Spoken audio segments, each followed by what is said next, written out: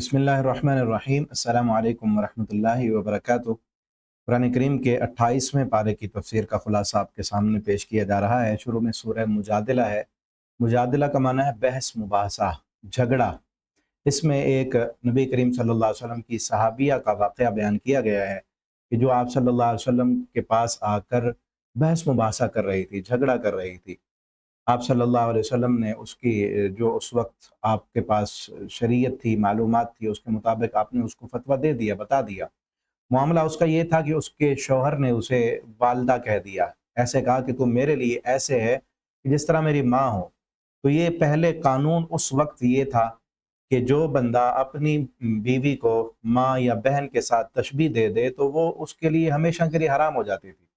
اب اس بیوی کے پاس وہ بطور میاں بیوی آپس میں وہ نہیں رہ سکتے تھے، ان کی آپس میں جدائی مکمل، یعنی کہ 3 طلاقیں جس طرح ہونے کے بعد ختم ہو جاتا ہے، لیکن اس کے بعد پھر بھی چانس رہتا ہے اگر کسی اور کے پاس وہ اور کے نکاح میں جاتی ہے اور پھر وہ بائی چانس طلاق دے دیتا ہے تو پھر دوبارہ اس کے ساتھ نکاح ہو سکتا ہے۔ لیکن اس کے ساتھ یہ ہوتا تھا کہ اب کسی بھی صورت میں دوبارہ اپنے شوہر کے پاس نہیں جا سکتی۔ وہ نبی کریم صلی اللہ علیہ وسلم کے پاس آ گئی، اس کے شوہر نے حضرت خولہ رضی اللہ تعالی عنہ، اب اس کا ایمان دیکھیں اس واقعے میں۔ آپ صلی اللہ علیہ وسلم کے پاس آئی، آپ نے اس کو بتا دیا کہ اب تو آپ کے شوہر نے کہہ دیا آپ کو والدہ، ماں کہہ دیا، اب تو آپ اس پر حرام ہیں۔ تو بیچاری کہنے لگی اللہ کے پیغمبر میرے چھوٹے چھوٹے بچے ہیں، میں کہاں جاؤں گی، میرے بچوں کا کون جو ہے وہ باپ بنے گا، اس نے تو مجھے کہہ دیا ماں، اب میں کیا کروں۔ آپ صلی اللہ علیہ وسلم نے فرمایا میرے پاس تو اب اس کا کوئی حل نہیں ہے۔ وہ اٹھی نبی کریم صلی اللہ علیہ وسلم کے گھر سے اور مسجد نبوی میں، قریبی مسجد ہے، مسجد نبوی میں آ کر سجدے میں گر گئی، اللہ سے دعائیں کرنے لگی۔ امی عائشہ رضی اللہ تعالیٰ عنہ فرماتی ہے میں تھی ساتھ، میں گھر بیٹھی تھی جب نبی صلی اللہ علیہ وسلم سے باتیں کر رہی تھی، میں سن رہی تھی اس کی آواز، لیکن جب وہ مسجد میں آئی، سجدے میں وہ روئی، اللہ سے جب اس نے باتیں کی، میں نے کان لگایا، میں دروازے سے کھڑی ہو کر کان لگا کے دیکھ رہی تھی کہ اب کیا باتیں کر رہی ہے، مجھے پتہ نہیں چلا کہ اس نے کیا کہا۔ اور امی عائشہ فرماتی ہیں کہ قربان جائیں اللہ کے سننے پر، اللہ کی سماعت پر، کہ میں قریب کھڑی ہوئی، مجھے پتہ نہ چلا کہ وہ کیا کہہ رہی ہے اپنے رب سے۔ اللہ تعالیٰ نے سن بھی لیا اور اس کے مسئلے کا حل بھی قرآن بنا کر، ابھی وہ مسجد میں ہی تھی، دعا کر رہی تھی، اللہ تعالیٰ نے جبریل امین کو بھیجا، وہی بھیجی اور آئندہ کے لیے قانون ہی بدل دیا، مسئلے کا حل دے دیا۔ فرمایا قد سمع اللہ، تحقیق سن لی اللہ نے بات، قول التی، بات اس عورت کی، تجادلو کا، جو آپ سے جھگڑا کر رہی تھی، فی زوجہا، اپنے خاوند کے بارے میں، وتشتکی الی اللہ، پھر اس نے اللہ کو شکایت کی، پھر اس نے اپنا دکھ، اپنا درد، اپنی پریشانی، اپنے دل کا جو ملال تھا وہ اللہ کے سامنے پیش کیا۔ واللہ یسمع تحاورکم، اور اللہ نے اس کی پکار کو، اس کے دل کی کیفیت کو تم دونوں کے اوپر سے سن لیا، آسمانوں سے سنا۔ اور ان اللہ سمیع بصیر، بے شک وہ سننے والا ہے، وہ دیکھنے والا ہے۔ اور آئندہ کے لیے مسئلہ تبدیل کر دیا کہ آج کے بعد اپنی بیویوں سے کوئی بھی اور مرد جو ہے وہ زہار کرتا ہے، اس کو زہار کہتے ہیں، اپنی بیوی کو ماں کہہ دیتا ہے، بہن کہہ دیتا ہے، تو اس کے لیے اب وہ مکمل حرام نہیں ہوگی۔ وہ پہلے والا جو قانون تھا کہ بیوی حرام ہوگی، حرام نہیں ہوگی۔ ہاں یہ کہنا جو ہے وہ بات درست نہیں ہے، اب اس کا کفارہ جو ہے وہ ادا کر دینا ہے۔ وہ کفارہ کیا ہے؟ فتحریر رقبہ، ایک گردن آزاد کرے۔ اس سے پہلے کہ آپ اپنی بیوی کو چھوئے، بیوی کے ساتھ ازدواجی تعلق قائم کرنے سے پہلے اب اس پر فرض ہے کہ ایک گردن آزاد کرے۔ واللہ بما تعملون خبیر، اللہ تعالیٰ خوب جاننے والے ہیں۔ اور فرمایا آگے کہ اگر جس کے پاس ایک غلام آزاد کرنے کی طاقت نہیں ہے یا آپ جیسے غلام نہیں ہے تو پھر فصیام شہرین متتابعین، وہ 2 مہینے کے مسلسل روزے رکھیں، اس سے پہلے کہ وہ اپنی جو ہے بیوی کے ساتھ ازدواجی تعلق قائم کرے۔ فمن لم یستطع، اس کی بھی طاقت نہیں ہے تو فاطعام 60 مسکینا، تو پھر 60 مسکینوں کو کھانا کھلا لے۔ ذالک لتؤمنوا باللہ ورسولہ، یہ اس بندے کے لیے احکامات ہیں جو اللہ اور اس کے رسول پر ایمان رکھتا ہے۔ وتلک حدود اللہ، اور یہ اللہ کی حدیں ہیں۔ للکافرین عذاب علیم، اور کافروں کے لیے اللہ نے دردناک عذاب تیار کیا ہے۔ تو اس واقعے کی نسبت سے سورت کا نام سورہ مجادلہ ہے۔ سورت کے آخر میں صحابہ کرام کی شان کو بیان کیا گیا ہے۔ فرمایا رضی اللہ عنہم ورضوا عنہ اولئک حزب اللہ، یہ صحابہ کی جماعت وہ جماعت ہے کہ جن سے اللہ راضی ہو گیا، وہ اللہ سے راضی ہو گئے۔ اولئک حزب اللہ، یہ اللہ کی جماعت ہے، یہ اللہ کا لشکر ہے۔ الا ان حزب اللہ هم المفلحون، یاد رکھو کہ اللہ کا لشکر، اللہ کی جماعت ہی کامیاب ہونے والی ہے۔ اس کے بعد سورۃ الحشر ہے۔ سورۃ الحشر کے شروع والی آیتیں نا، نبی کریم صلی اللہ علیہ وسلم غزوہ احزاب کے بعد آپ صلی اللہ علیہ وسلم نے یہودیوں کے بعض قبائل کے ساتھ جہاد کیا تھا، ان کو جلا وطن کیا تھا، اور وہاں پر جا کر ان کے کچھ جو ہے درخت، کھجور کے کچھ درختوں کو آپ صلی اللہ علیہ وسلم نے کاٹنے کا حکم دیا جنگی تدبیر کے موقع پر، کہ کچھ کو کاٹ دینا ہے، کچھ کو باقی کھڑا کرنا ہے۔ کچھ درختوں کو آپ صلی اللہ علیہ وسلم نے کاٹنے کا حکم دیا، کچھ کو آپ صلی اللہ علیہ وسلم نے باقی چھوڑنے کا حکم دیا۔ تو اس پر اعتراض کیا گیا کہ کیسے نبی ہیں، آدھے درخت کٹوا دیے، آدھے چھوڑ دیے۔ اللہ رب العالمین نے اس پر قرآن نازل کیا، فرمایا جو درخت آپ نے چھوڑے ہیں اور جن کو آپ نے کاٹا ہے یہ میرے حکم سے تھا۔ اللہ فرماتے ہیں اللہ کے حکم سے تھا یہ۔ اب ان درختوں کے کاٹنے کا حکم پورے قرآن میں کہیں نہیں ملتا، پورے قرآن میں نہیں ہے۔ وہ درختوں کے کاٹنے کا حکم حدیث میں ہے، اور اللہ فرما رہے ہیں کہ وہ حکم اللہ کا تھا۔ تو اس سے معلوم ہوتا ہے کہ جو حکم حدیث میں آ جائے وہ بھی اللہ کا حکم ہے، جو پیارے پیغمبر صلی اللہ علیہ وسلم کا حکم حدیث میں ہو وہ بھی اللہ کا حکم ہے۔ دیکھیں یہاں پر ما قطعتم من لینۃ او ترکتموها قائمۃ علی اصولها فباذن اللہ، جو آپ نے درختوں کو کاٹا، جن کو ان کی جڑوں پر باقی چھوڑا، فباذن اللہ، یہ اللہ کے حکم سے تھا۔ اور آگے ایک دو آیتیں ہیں، انتہائی اہم ترین موقع تھا، ایک واقعہ ہے، آپ نے شاید سنا ہوگا۔ اس موقع کے بعد یہ آیتیں نازل ہوئیں، اور اس میں ہمارے لیے بڑا سبق آموز واقعہ ہے ان دنوں میں بھی، کہ ایک صحابی نبی کریم صلی اللہ علیہ وسلم کے پاس بہت دور سے مہمان آیا، مسجد نبی میں مہمان بن کے۔ آپ صلی اللہ علیہ وسلم نے اس وقت اپنے کسی صحابی کو بھیجا کہ جاؤ گھر میں پتہ کرو کھانا ہے۔ 11 گھر تھے، 11 بیوی آپ صلی اللہ علیہ وسلم کے، کہیں سے بھی کھانا نہ ملا۔ یہ حالات تھے۔ ہمارے پاس تو سال بھر کا راشن پڑا ہوتا ہے نا، مہینے بھر کا راشن ہم لے لیتے ہیں، اور سال کی گندم پڑی ہوتی ہے، پتہ نہیں کیا کچھ موجود ہوتا ہے، کتنا پیسہ اور کتنی سہولتیں اور کتنی اللہ کی نعمتیں، اس کے باوجود بھی نہ شکری نہ قدری۔ کھانا نہیں ملا گھروں سے۔ پھر آپ صلی اللہ علیہ وسلم نے مسجد میں اعلان کیا کہ میرے اس مہمان کو کون اپنے گھر لے جائے گا۔ ایک صحابی کھڑے ہوئے کہنے لگے اللہ کے پیغمبر میں لے کے جاتا ہوں۔ ہم نے فرمایا ٹھیک ہے لے جاؤ۔ گھر میں لے گئے، بیوی سے گھر جا کے پوچھا کہ مہمان آیا ہے، کھانا ہے۔ اب ان کے بھی حالات ایسے تھے، کس قدر غربتوں میں، کتنی تنگیوں میں صحابہ کرام نے زندگی گزاری، لیکن ایمان دیکھیں ان کا۔ آگے سے بیوی کیا کہتی ہے، وہ بھی مومنہ تھی، نبی صلی اللہ علیہ وسلم کی صحابیہ تھی، تربیت یافتہ تھی آپ کی۔ آج کل کی ہوتی تو پتہ نہیں کیا کیا سنواتی، پہلے گھر میں تو نے پوچھا بھی ہے کچھ ہے یا نہیں، ایسے منہ اٹھا کے خود بھی آگے اور مہمان کو بھی لے کے آگے۔ کہتی ہے آج تو کھانا ہم دونوں کا بھی نہیں تھا، صرف بچوں کا کھانا ہے، میں نے بچوں کے لیے تیار کیا تھا۔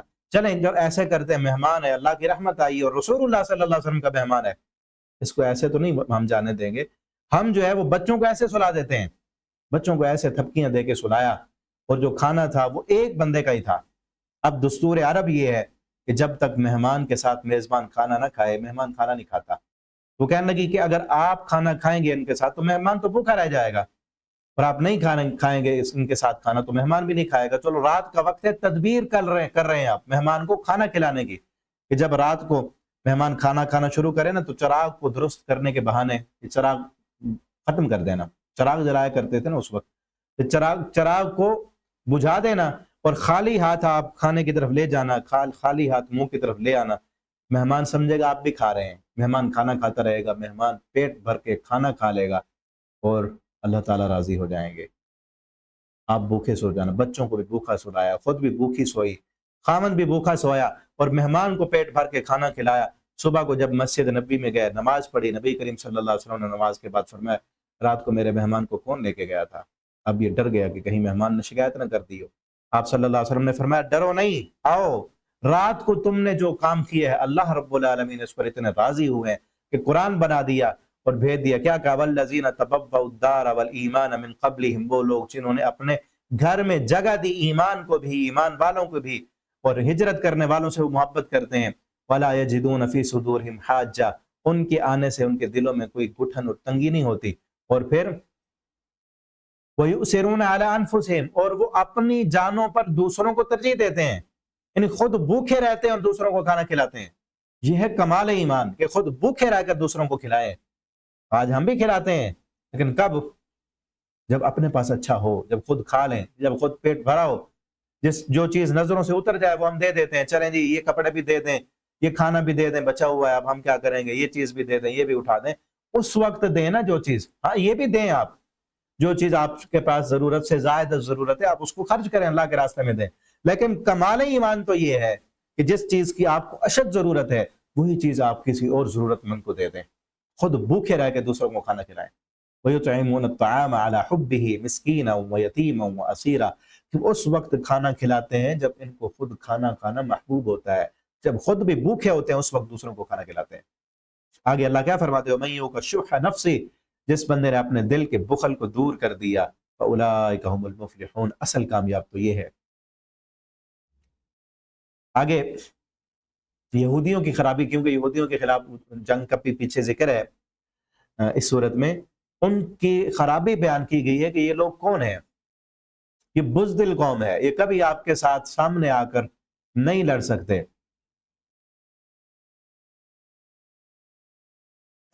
لئن اخرجوا لا يخرجون معهم ولئن قتلوا لا ينصرونهم ولئن نصروهم لا يولون الادبار لانتم اشد رهبة في صدور من الله ذلك بانهم قوم لا يفقهون لا يقاتلونكم جميعا الا في قرى محصة، قلعے بند، محصہ کہتے ہیں قلعے بند ہو کر، چھپ کر، آج کی اصطلاح میں بختر بند گاڑیوں میں چھپ کر یہ آئیں گے تو لڑیں گے، یا اوپر سے فضاؤں میں اڑ کر حملے کریں گے، جس طرح آج فلسطین میں کر رہے ہیں، سامنے نہیں آتے، دور سے بیٹھ کر جو ہے وہ حملے کر رہے ہیں، فضائی حملے کر رہے ہیں، یہ آتے ہیں تو بختر بند گاڑیوں میں بند ہو کر آتے ہیں۔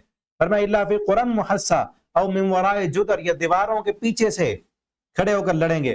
بأسهم بینہم شدید تحسبهم جب، یہ ان کی آپس میں بھی بڑے اختلافات ہیں، آپس میں بھی بہت لڑے ہوئے ہیں، تم ان کو سمجھتے ہو تحسبهم جمیعا کہ اکٹھے ہیں یہ، وقلوبهم شتى ان کے دل آپس میں اڑے ہوئے ہیں، یہ آپس میں بھی ان کی بڑی لڑائیاں اور نفرتیں ہیں۔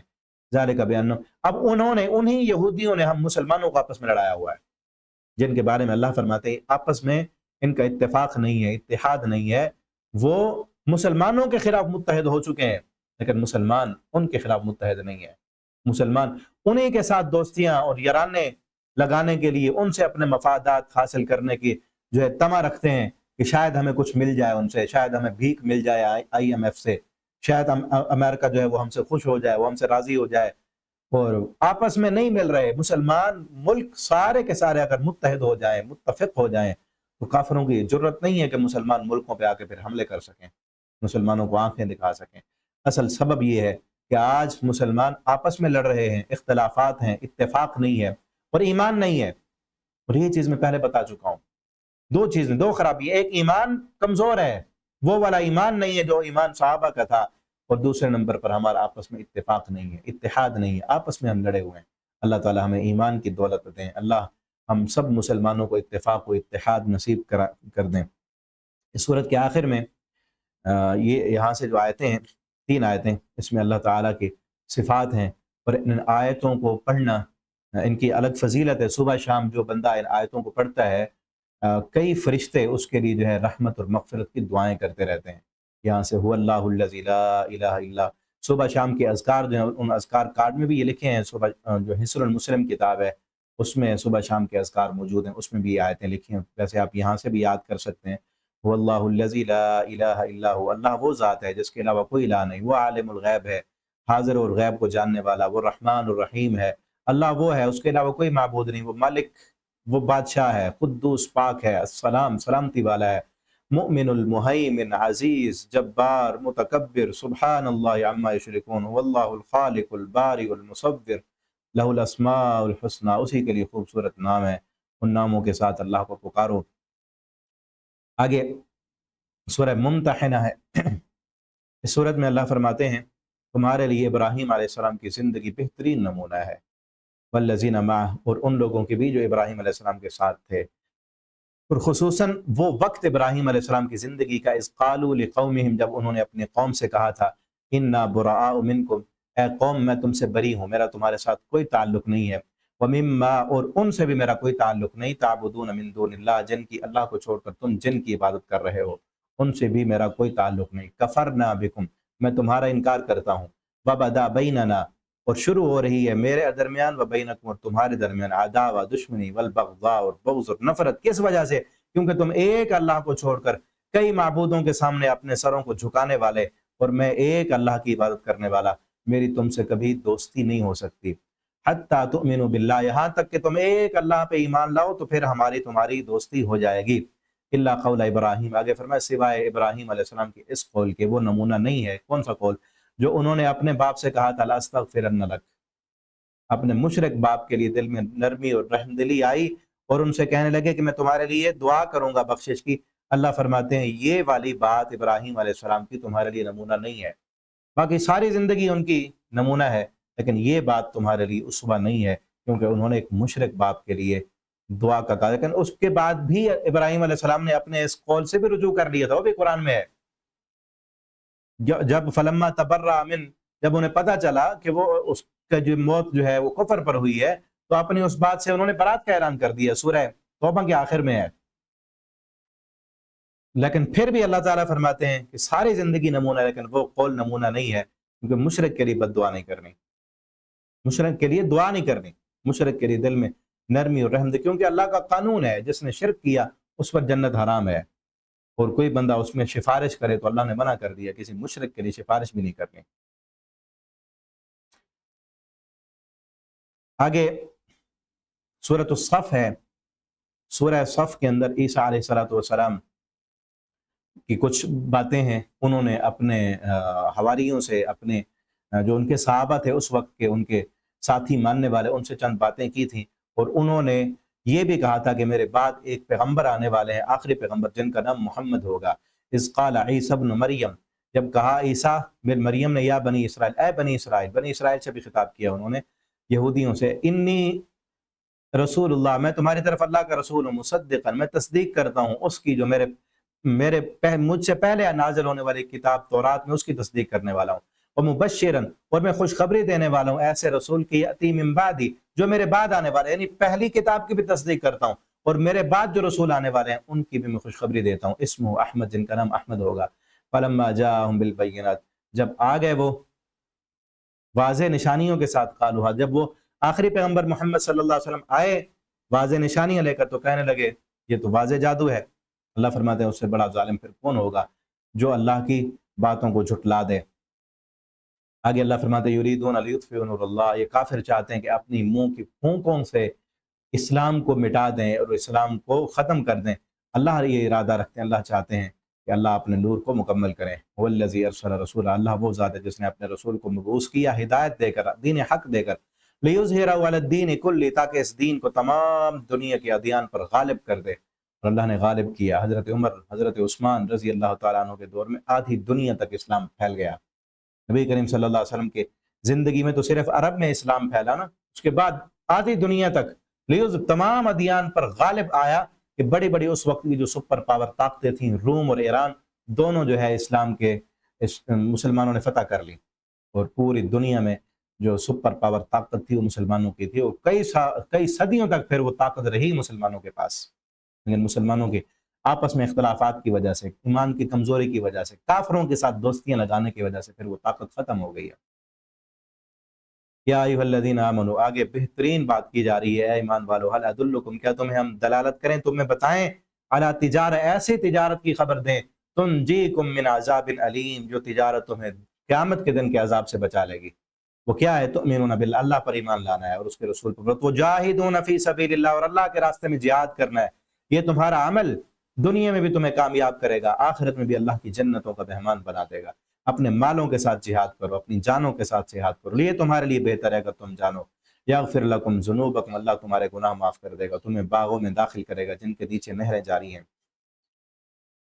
آگے فرمایا یا ایھا الذین آمنوا کونوا انصار اللہ، اے ایمان والو اللہ کے مددگار بن جاؤ، اللہ کے دین کو دنیا میں پھیلانے والے بن جاؤ گے تو اللہ بھی دنیا میں بھی تمہاری مدد کرے گا اور آخرت بھی تمہیں دے گا۔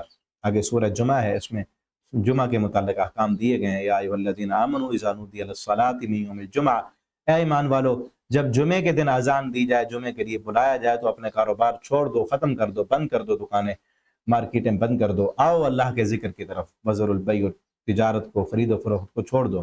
اگر جمعے کی اذان کے بعد کوئی تجارت کرتا ہے، خرید و فروخت کرتا ہے، تو اس کے لیے منع ہے، حرام ہے۔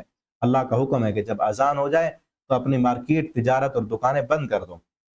ہاں، جب نماز پڑھ لو فانتشروا فی الارض، پھر نکل جاؤ زمین میں اور اللہ کا فضل تلاش کرو، پھر کاروبار کرو۔ تو آگے سورہ منافقون ہے، اس میں منافقین کا کچھ کردار کشی کی، جس طرح پہلے بھی ہے، کئی سورہ توبہ میں، سورہ احزاب میں اور سورہ محمد میں ہم پڑھ آئے ہیں، یہاں بھی ان کا ذکر ہے، اور خصوصاً وہ واقعہ کہ جس میں نبی کریم صلی اللہ علیہ وسلم آ رہے تھے، ایک غزوے سے واپس آ رہے تھے، تو اس وقت جو ہے عبداللہ بن ابی جو منافقوں کا سردار تھا، وہ کہنے لگا کہ ہم جب مدینہ میں پہنچیں گے نا تو معاذ اللہ ہم عزت والے ہیں، رسول اللہ صلی اللہ علیہ وسلم اور ان کے صحابہ وہ ذلیل لوگ ہیں، معاذ اللہ۔ آپ صلی اللہ علیہ وسلم کو اور آپ کے ساتھیوں کو کہنے لگا کہ وہ ذلت والے، وہ ذلیل، ہم عزت والے۔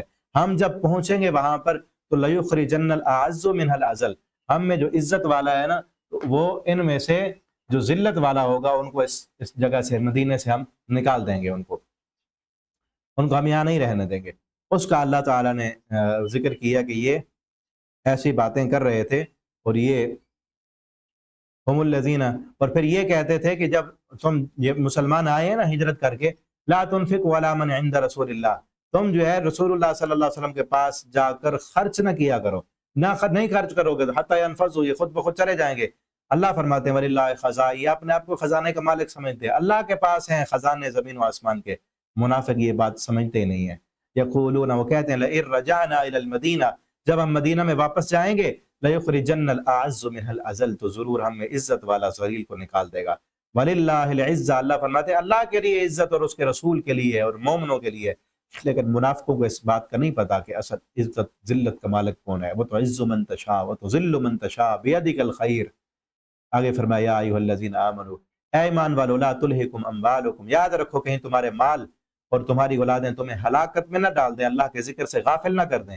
ومن یفعل ذلک، جو بندہ یہ کرے گا، اللہ کا ذکر، جن کی اولاد اور جن کو دنیا کا بال اللہ کے ذکر سے غافل کر دے گا، فاولئک هم الخاسرون، یہی لوگ خسارہ اٹھانے والے ہیں۔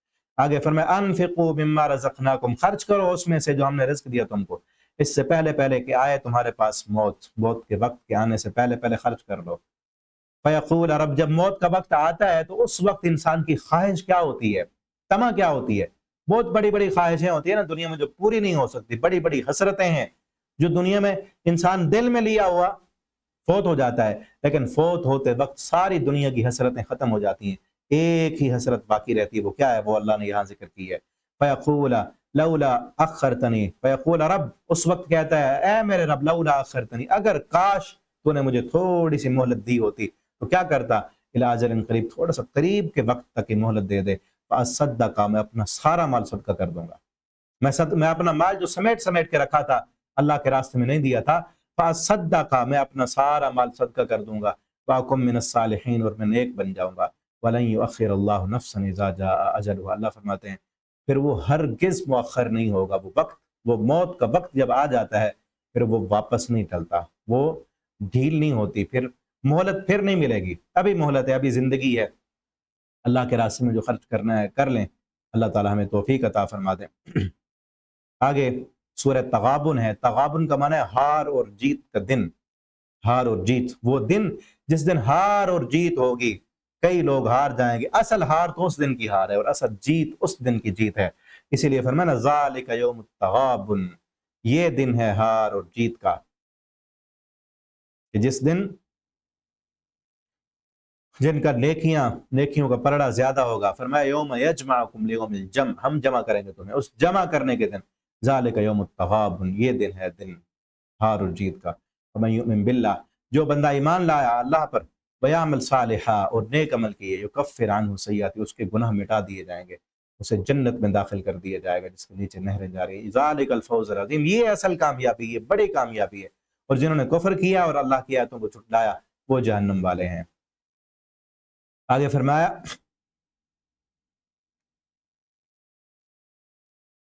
آگے سورہ طلاق ہے، طلاق کے کچھ احکام اور مسائل بیان ہوئے یہاں پر، پہلے سورہ بقرہ میں بھی ہم طلاق کے مسائل پڑھ آئے ہیں، یہاں پر ایک اہم ترین بات کی گئی ہے کہ جب تم بیوی کو طلاق دے دو اور وہ عدت اس کی ختم ہونے لگ جائے، اب تمہارا ذہن بنتا ہے اس کو اپنے پاس بسانے کا، تو اچھے طریقے کے ساتھ اس سے صلح کر لو، یعنی عدت کے دوران عدت کے اندر اندر اس سے صلح کر سکتے ہو. لیکن اس وقت دور جاہلیت میں یہ ہوتا تھا کہ بیوی کو تنگ کرنے کے لیے اس سے صلح کر لیے کہ کہیں کسی اور سے نہ نکاح کر لیے. عدت میں ہے تو صلح کرنے کا حق ہے خامن کو، حق استعمال کرتے ہوئے صلح تو کر لیتے، لیکن دل میں کیا ہوتا کہ کسی اور سے نکاح نہ کرے، یہ ذلیل ہوتی رہے. پھر اپنے پاس رکھتے، کچھ دن وہ اس کے پاس رہتی، پھر طلاق دے دیتے، پھر صلح کر لیتے، پھر طلاق دے دیتے. تو یہ اس کی کوئی لمٹ بھی نہیں ہوتی تھی. اللہ نے اس کو محدود کیا ہے کہ اب جو رجوع والی طلاق ہے وہ 2 مرتبہ ہے. پیچھے پڑھا نا طلاق مرتان، 2 مرتبہ طلاق ہے جس میں رجوع کر سکتے ہو، جس میں طلاق دینے کے بعد رجوع ہو سکتا ہے. تیسری مرتبہ طلاق اگر دو گے تو اس کے بعد رجوع کا حق نہیں، اب وہ کسی اور سے نکاح کرے گی، کسی اور سے نکاح کرے گی. اب اس پہلے شوہر کے ساتھ وہ نہ وہ اس سے صلح کر سکتا ہے، نہ وہ نکاح کر سکتا ہے، کسی اور سے وہ نکاح کرے گی. اور نکاح بھی یہاں سے کئی لوگ کہتے ہیں کہ وہ نکاح کرے گی کمٹمنٹ کے ساتھ، جس کو حلالہ کہتے ہیں ہمارے ہاں، جس پر نبی کریم صلی اللہ علیہ وسلم نے لعنت کی ہے. معاہدے کے ساتھ وہ نکاح کرتے ہیں کسی اور کے ساتھ، کیونکہ اب اس نے 3 طلاقیں دے دی ہیں اور اب کسی اور سے نکاح کرے، وہ 2 دن کے لیے، 3 دن کے لیے، ہفتے کے لیے نکاح ہوتا ہے اور اس کے بعد وہ طلاق دے دیتا ہے. اب اس کے پاس آ گئی. اب اس نے جس نے نکاح کیا تھا 1 دن کے لیے، 2 دن کے لیے، عورت عدت میں بھی نہیں بیٹھی، اس کے بعد فوراً اس کے پاس آ گیا. بچہ کس کا ہوگا؟ اس کے پاس تو رہی ہے. ایسا نکاح جس میں کمٹمنٹ ہو کہ اتنے دن کے لیے، اتنے مہینے کے لیے، یہ تو زنا ہے. نکاح کے اندر یہ شرط ہے، جس طرح نکاح کے اندر گواہوں کا ہونا شرط ہے، حق مار کا دینا شرط ہے، یہ بھی شرط ہے کہ پوری زندگی ساتھ رہنا ہے. اب وہ عورت کسی اور کے ساتھ نکاح کرے گی اس نیت کے ساتھ کہ پوری زندگی اس کے ساتھ رہنا ہے. ہاں بائی چانس ایسے ہو سکتا ہے کہ جس سے اب دوسری مرتبہ نکاح کی ہے اس کے ساتھ نہیں بنی، وہاں سے بھی طلاق ہو گئی. طلاق دینے کے لیے نکاح نہیں کیا تھا، نکاح کیا تھا گھر بسانے کے لیے، ساتھ رہنے کے لیے، لیکن نہیں بنی. ہو جاتا ہے بعض دفعہ، اس نے بھی طلاق دے دی. اب یہ عورت کہتی ہے، اب پہلا شوہر اس کو بھی نہیں ملی کہیں اور اس نے نکاح نہیں کیا، یا کہیں کیا تھا نکاح تو وہ اس نے سمجھا وہ میری پہلے والی جو تھی وہی بہتر تھی، اس سے یہ تو اس سے بھی زیادہ جو ہے وہ مجھے تنگ کرتی ہے، وہ پہلے والی تو ٹھیک تھی. تو اب اس کو بھی بائی چانس طلاق ہو گئی اور اس کا بھی ذہن بن گیا. تو اب یہ اگر کرنا چاہتے ہیں، آپس میں دوبارہ ملنا چاہتے ہیں تو مل سکتے ہیں، ٹھیک ہے نا، یہ صحیح طریقہ ہے دوبارہ ملنے کا. لیکن کمٹمنٹ کے ساتھ جو نکاح کیا جاتا ہے 1 دن کے لیے، 2 دن کے لیے، اس کو حلالہ کہتے ہیں، اس کی کوئی شریعت میں گنجائش نہیں ہے. نہ اسلام اس کو برداشت کرتا ہے، نہ انسان کی غیرت اور حمیت اس چیز کو برداشت کرتی ہے کہ ایک بندے کی بیوی ہے، اس کو پتہ ہے کہ فلاں کے پاس ہے وہ، اور 1 رات کے لیے ہے. اور دعوت کبھی سنی ہے کہ اپنے جو ہے ہر کوئی دعوت دیتا ہے کہ میری بہن کا نکاح ہے، بیٹی کا نکاح ہے. کسی نے کہا ہے کہ میری بیوی کا نکاح ہے اور 1 دن کے لیے، 2 دن کے لیے، 3 دن کے لیے فلاں کے پاس رہے گی. یہ غیرت بھی اس کو گوارا نہیں کرتی، اور اسلام میں تو بالکل اس کی کوئی گنجائش نہیں ہے. آگے اللہ فرماتے ہیں یہاں پر کہ اگر عدت ختم ہونے لگی ہے تو اس سے صلح کرنی ہے تو اچھے طریقے سے کرو، اور اس کو مکمل طور پر فارغ کرنا ہے، رخصت کرنا ہے تو اچھے طریقے سے کرو. آگے فرمایا وَمَن يَتَّقِ اللَّهَ، یاد رکھو ان معاملات میں يَتَّقِ اللَّهَ، جو بندہ اللہ سے ڈرتا رہے گا، يَجْعَلْ لَهُ مَخْرَجًا، اللہ اس کے لیے کوئی نہ کوئی راستہ بنا دیں گے. جو اللہ سے ڈرے گا اللہ اس کو اس شادی والے معاملات میں، نکاح اور طلاق کے معاملات میں اللہ راستہ بنا دیں گے. دنیا کے ہر معاملے میں جو اللہ سے ڈرتا رہے گا اللہ اس کے لیے مشکلات سے نکلنے کے راستے مہیا کرتے رہیں گے. حدیث میں آتا ہے جو بندہ استغفار کو لازم پکڑتا ہے، ہر وقت اللہ سے ڈر کر اپنے گناہوں کی معافیاں مانگتا رہتا ہے، اللہ رب العالمین اس کے لیے بھی مشکلات سے نکلنے کے راستے اللہ مقرر کرتے رہتے ہیں، اور اللہ اسے بے حساب رزق عطا کرتے ہیں. ایسی جگہوں سے رزق دیتے ہیں جہاں سے اس کے وہم و گمان بھی نہیں ہوتا. یہاں بھی وہی کہا وَمَن يَتَّقِ اللَّهَ يَجْعَلْ لَهُ مَخْرَجًا وَيَرْزُقْهُ مِنْ حَيْثُ يَحْتَسِبُ، من حیث لا يحتسب، اور اللہ اس کو ایسی جگہوں سے رزق عطا کریں گے من حیث لا يحتسب، کہ جہاں سے اس کو رزق ملنے کی امید بھی نہیں ہوگی. اللہ تعالیٰ ایسی ایسی جگہوں سے اس بندے کو رزق عطا کریں گے. وَمَن يَتَوَكَّلْ عَلَى اللَّهِ، اور جو بندہ اللہ پر بھروسہ کرے گا فَهُوَ حَسْبُهُ، اللہ تعالیٰ اس کو کافی ہو جائیں گے. ان اللہ بالغ امرہ، اللہ ہر کام کو اپنے انجام تک پہنچانے والے ہیں. ایک وقت آئے گا آپ خاوند، اصل جس ضمن میں بات ہو رہی ہے خاوند بیوی کے آپس میں نہیں بنی تو کوئی مسئلہ نہیں، کسی پر الزام نہ لگاؤ، کسی کو جو ہے وہ ذلیل نہ کرو. دنیا میں ہو سکتا ہے وہ کہیں اور جا کے شادی کرے، اس کی بن جائے، آپ کو کوئی اور مل جائے.